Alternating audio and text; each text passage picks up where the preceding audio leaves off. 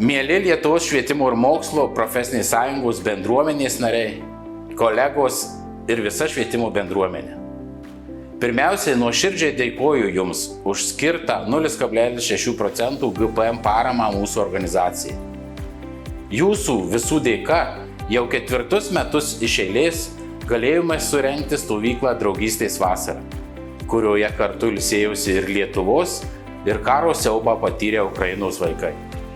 Ši parama tai ne tik finansinė parama, bet ir gyvas solidarumo ženklas, kuris rodo, kad švietimo bendruomenė geba būti vieninga ir jautri kitų skausmui.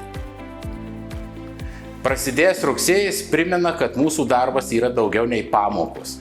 Tai vaikų ateities kūrimas, jų ugdymas ir stiprinimas.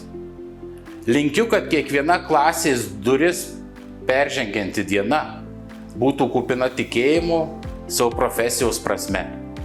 Tegul ši rugsėjo 1 įkvepia naujiems darbams, bendriems tikslams ir bendrystei, kuri daro mus stipresnius.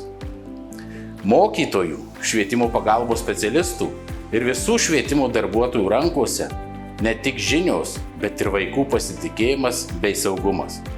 Tegul šie mokslo metai atneša daugiau džiaugsmo nei rūpesčių, daugiau įkvėpimo nei nuovargio.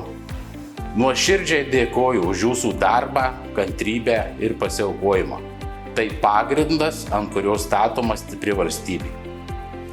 Draugystės vasara tebūna simbolis, kad švietimas yra ne tik knygos, bet ir širdžių atvėrimas vieni kitiems.